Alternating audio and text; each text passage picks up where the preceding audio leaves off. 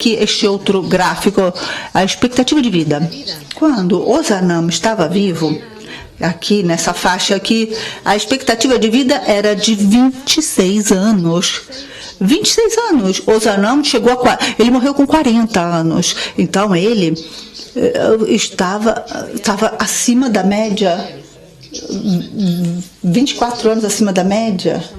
Então, em 2018, a expectativa é de 75 anos. Portanto, isso significa muito, não apenas porque o mundo, não significa apenas que o mundo está melhorando, mas significa também significa como fala alguma coisa a respeito da nossa estrutura, e nós temos que, por exemplo, dados tipo quem é mais idoso, quem é menos idoso. Quando eu entrei na sociedade, eu tinha 9 anos. Nós dizemos, as pessoas com 50, 55 anos eram velhos, para nós eram velhos. Então, hoje eu já seria um idoso. E isso mudou completamente. Então, o significado de juventude e velhice mudou totalmente. Nós temos que levar isso em consideração, não apenas porque o mundo melhorou, mas também porque a nossa estrutura também tem que ser repensada. Temos aqui essa frase em espanhol. Temos aqui acidentes de carro, acidentes de avião. Olha só como está diminuindo muito a morte por catástrofes naturais. Olhem só como diminuiu. Está realmente diminuindo. O mundo está melhorando. Tem um outro aspecto que vamos pensar na história da humanidade. O mundo nunca esteve tão desenvolvido em termos de tecnologia como está agora. Um exemplo apenas. O primeiro carro foi construído aqui. O primeiro carro no comecinho do século passado. Nós demoramos 11 mil anos para chegar ao primeiro carro. E apenas em 15 anos chegamos aos carros elétricos. Então, nos últimos 15 anos, nós melhoramos tanto em termos de tecnologia que a velocidade do desenvolvimento, de inovação e no campo da tecnologia é imensa, é enorme. E isso tem que dizer alguma coisa para a gente. São Vicente disse que a caridade vai ao infinito. Ele disse de fato isso. Então, o que Ozanam faria e o que São Vicente faria, o que eles fariam neste período aqui? Eles estavam aqui, está aqui. E o que teriam feito ou fariam se estivessem aqui nessa outra faixa? Bom, todas essas tecnologias, tudo que nos segura a saúde, os drones, os carros e aí por diante, nós vimos essas fotos. Essas fotos são conhecidas. Mas, por outro lado, qual é o problema? Qual é a questão? A questão, nós já vimos isso nos últimos anos. O que eu queria realmente era realçar esse aspecto. Independentemente de todas as tecnologias, melhoramentos, ainda temos muitas questões com as quais nós temos que lidar e melhorar, problemas sérios. E eu queria identificar esta daqui porque é realmente um ponto crítico. 60% dos nossos empregos, eu estou falando de 60%, portanto 1,1 bilhão de pessoas perderão o emprego nos próximos 10 anos. Devido à automatização, os motoristas desse tipo de caminhão, os motoristas não vão mais ter que dirigir. Não, as pessoas que construíam casas, também podem ser construídas por robôs.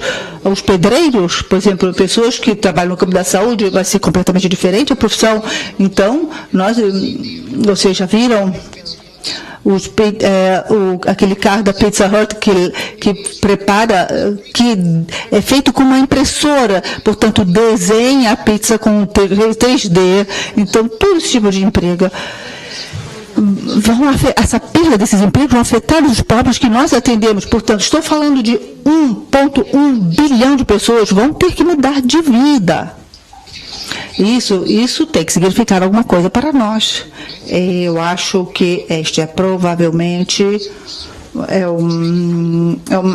o slide mais intrigante, porque não é apenas uma questão de pobres, o mundo que eu não sei como é a tradução, porque o mundo que todo mundo está, as pessoas estão queimando a cabeça, as pessoas,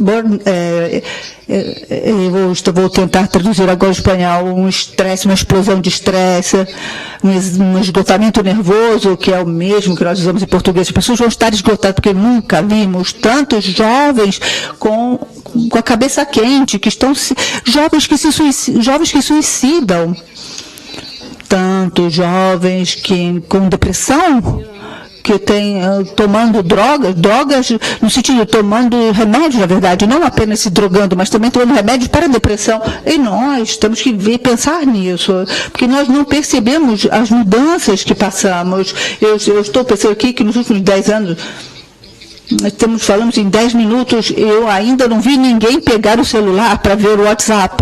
Eu já estou surpreso, mas é difícil não ver o WhatsApp, porque nós queremos, se nós não recebermos 10 mensagens, nós não somos interessantes para ninguém. Então, mas isso mudou completamente a nossa vida e muda a maneira que temos de rezar, a maneira de pensar, a maneira de pensar na vida da sociedade para o futuro. Então, o que eu acho que a sociedade hoje é mais importante para nós do que para os pobres. E, aliás, esta é a razão pela qual a associação foi criada. Foi criada porque o Zanam e os amigos dele tiveram o mesmo problema e eles criaram um grupo de amigos onde eles podiam se sentir bem entre eles. Então, o que eu creio que há uma grande importância analisar a nossa posição, o nosso papel neste mundo, um mundo melhor, um mundo que tem mais tecnologia, um mundo repleto de desafios e um mundo que tem que gerar oportunidade para pessoas para que possam melhorar, não apenas os pobres. A história pode nos dizer alguma coisa. Essa chama então a segunda pergunta. Provavelmente já viram esta imagem muitas vezes. Nós estamos chegando na Revolução Industrial 4.0, a primeira a mecanização. Depois passamos para, portanto, a indústria 1.0, depois a indústria 2.0 e depois a indústria 3.0. Bom, e depois chegamos aqui, o sistema completamente cibernético, isto é, o nosso momento de hoje. Então, qual é a pergunta agora? Será que nós estamos na mesma situação que o Ozanam estava? Será? Talvez estejamos na mesmíssima posição que ele, pois eles tinham melhorias tecnológicas com a primeira Revolução Industrial. Eles também tinham problemas sociais. Paris era uma cidade dificílima de viver. As pessoas morriam no meio da rua. Tinham várias questões. Essa era a situação da sociedade de São Vicente de Paul em 1800. Bom, agora eu queria voltar a falar na missão e indicar os 3 elementos principais que caracterizam a nossa missão. E eu gostaria de pedir que cada um pensasse como nós estamos situados nesses 3 aspectos aqui. Os 3 elementos da nossa missão, como o Renato disse antes, são a busca da santidade. A nossa santidade, nós temos que nos santificar. Quando o presidente do Conselho Nacional, eu vejo aqui muitos exemplos no mundo todo, quando o presidente de um Conselho Nacional pega o dinheiro do Conselho Central de uma maneira que não deve ser feita, isso fere a nossa sociedade muito mais do que qualquer outra situação. Isso pode ser uma conferência, pode ser um conselho, quando fazem uma utilização imprópria da verba de que dispõem. Será que nós estamos realmente pensando em novas maneiras de servir aos pobres? E chegamos então eu já levantei essa questão ontem a respeito da migração, mas nós estamos esquecendo a busca de justiça, a defesa da justiça. Quantas, no Conselho Geral ou no Conselhos Nacionais, quantas vezes nós somos chamados pela igreja ou pela sociedade, a sociedade, eu digo a sociedade, ou pelos governos, para falar sobre os pobres? Quantas vezes nos chamam para falar sobre os pobres? Nós não podemos esquecer que o Ozanam, ele foi o predecessor da Rerum Novarum. Ele pensou,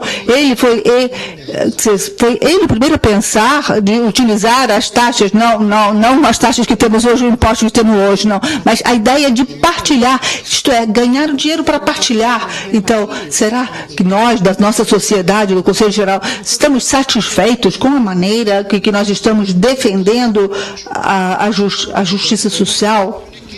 Quando eu cheguei aqui, eu estava conversando com o Bertrand sobre esses 3 pontos. E ele falou exatamente esses mesmos 3 pontos. E foi realmente interessante. E foi muito bom perceber que estamos seguindo a mesma linha. Portanto, espiritualidade, relação com os pobres e o papel perante a igreja. Portanto, a defesa está bem mais ligada à igreja. Eu não sei se quer dizer algo ou quer intervir agora. Quer dizer algo agora? Muito. Isso significa que ele vai me dar mais minutos, né? Depois, não. Bom. Sim, o Eduardo mencionou esses 3 pontos que se inserem perfeitamente na nossa problemática atual. A questão que eu diria que é fundamental com relação à pobreza que não é a pobreza, que é a relação com os pobres. Esse é um ponto-chave. Não é uma questão de serviço e assistência, é uma questão de relação pessoal com os pobres de longa duração, porque isso vai realmente no cerne da nossa sociedade, do São Vicente de Paulo, e eu acho que nós temos que progredir, isto é, a relação com os pobres, o relacionamento, mas eu não vou falar sobre o tema da espiritualidade, já foi mencionado por muitos, mas nós temos também que aprofundar a espiritualidade vicentina, e o terceiro aspecto que eu queria também mencionar, que é novo, no meu ponto de vista, o papel dos leigos na igreja, uma igreja que está vivendo uma crise, que é uma crise do clero, como disse o Papa. E, portanto, a figura do Frederico Ozanam é, para nós, um modelo, um guia com relação àquilo que deve ser o papel do leigo dentro da igreja, e quando eu falo no papel do leigo, é na governança da igreja, não apenas na mão de obra, na assistência, ou no apoio que dá aos bispos, aos padres, etc. É um papel chave, histórico, e a sociedade de São Vicente de Paulo está muito bem situada pela sua história para aprofundar esse tema. É tudo. Então, e esse debate que nós tivemos 2 dias atrás sobre nosso papel na igreja, é isso que nós temos o mesmo, o problema era o mesmo quando o Ozanam estava vivo, ele criou essa conferência para defender a igreja, mas nós não temos que defender os pedófilos, mas nós temos que defender a igreja, não temos que defender as pessoas, nós temos que defender a igreja, a essência da igreja. Nós estamos colocando isso aqui na tela para que cada um de nós possa refletir e pensar como é que nós estamos desempenhando o nosso trabalho. Podemos fazer outra coisa ou podemos melhorar alguma coisa para entender os pobres, conviver com os pobres em termos como na espiritualidade, na santidade,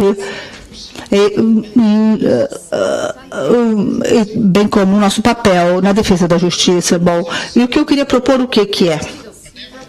É um esforço estratégico que eu chamo de Ozanam 230, e as pessoas podem então dizer, sim, não, desculpe,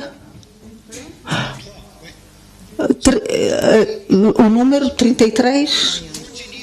Oh. Some people could say, well, 14 years, come on, this is very far away. But I think we need... 13 anos.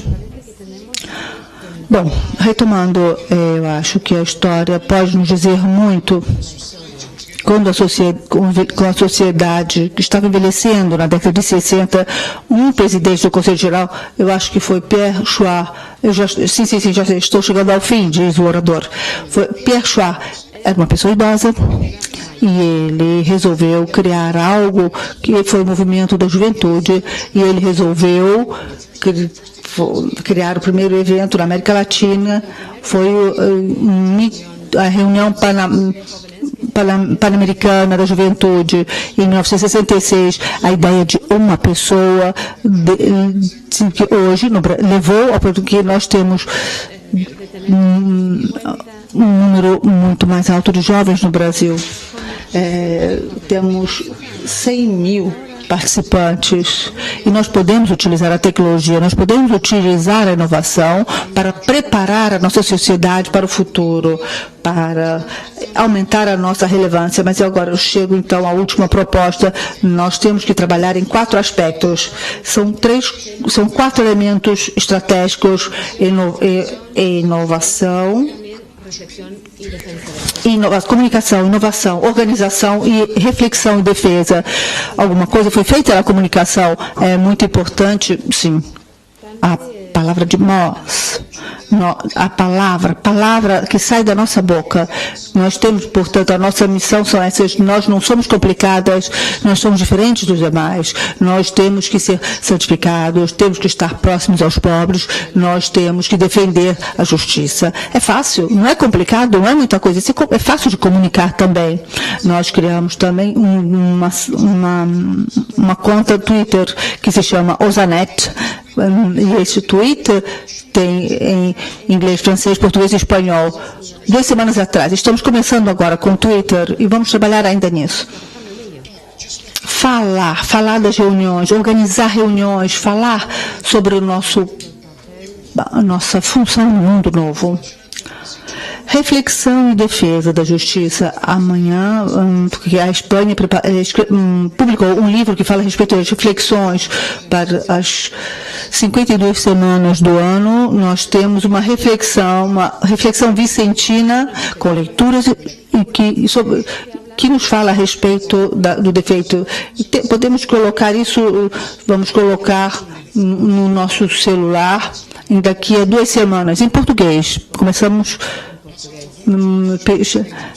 Estamos procurando voluntários para trabalhar com tradução em inglês e francês, se vocês sabem, para traduzir, porque o espanhol já está pronto. Se alguém quiser, estamos procurando voluntários para fazer essa tradução em francês e em inglês. Se conhecerem alguém, por favor, falam. E temos também L'Air Nouvelle, é o nome, já sabe que a L'Air Nouvelle foi era o nome da revista do Ozanam na época dele. A nova era nova nas 4 línguas. Então, essas são as ferramentas de que já dispomos para os últimos 2 minutinhos. Inovação. Todos nós falamos de inovação, então nós criamos algo que se chama Wikipedia. Wikipedia é onde vocês podem registrar toda e qualquer inovação que virem. Por exemplo, se houver um projeto para a África que funcionou bem no campo da agricultura, por exemplo, coloquem lá no Wikipedia. Nos próximos dias eu vou dar o link para vocês acessarem essa Wikipedia. Bom, organização. Nós temos que nos organizar, nós temos que nos propor a organizar, nós temos um compromisso, nós temos uma comissão com 4, 5 pessoas e para reforçar a organização. Eu queria ter a Osanet em inglês, francês e espanhol. Eu poderia fazer, mas não vai ficar tão bom. Mas deveríamos ter alguém que possa fazer isso. Que eu fazer o Twitter em inglês, francês e espanhol, assim como a L'Air Nouvelle, assim como todas as outras ferramentas.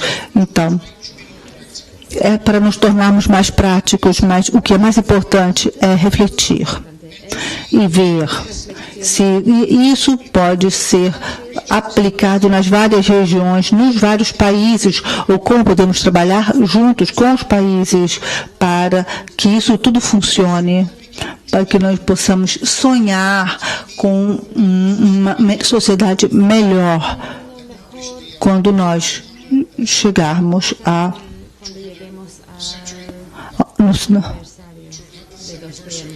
para o nosso aniversário número 200, para quando nós chegarmos a completar 200 anos. Muito obrigado, Eduardo. Muitos aqui já conhecem essa fotografia aqui.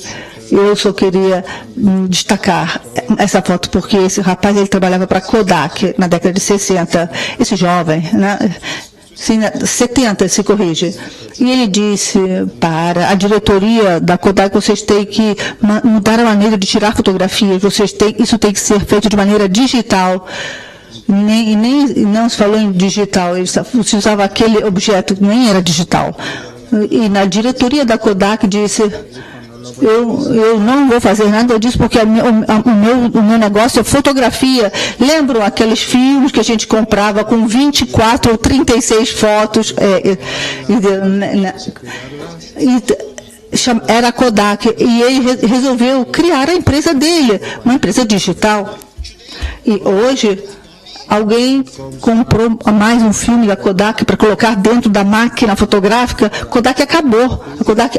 Então, a lição que a gente pode tirar disso é que nós não podemos perder a oportunidade. É uma oportunidade para nós de mudar, de inovar, de criar algo completamente diferente. É tudo. Obrigado. Muito obrigado, Eduardo. Foi muito interessante. Muito obrigado, Eduardo. Muito interessante. Nós temos que voltar a falar sobre isso de uma maneira mais profunda. Eu agora gostaria de passar a palavra para Marie-Françoise Saliziani, a nossa mediadora, ombudswoman, que vai nos falar a respeito da sua atividade e como se desenvolveu e como está desenvolvendo a sua nova função.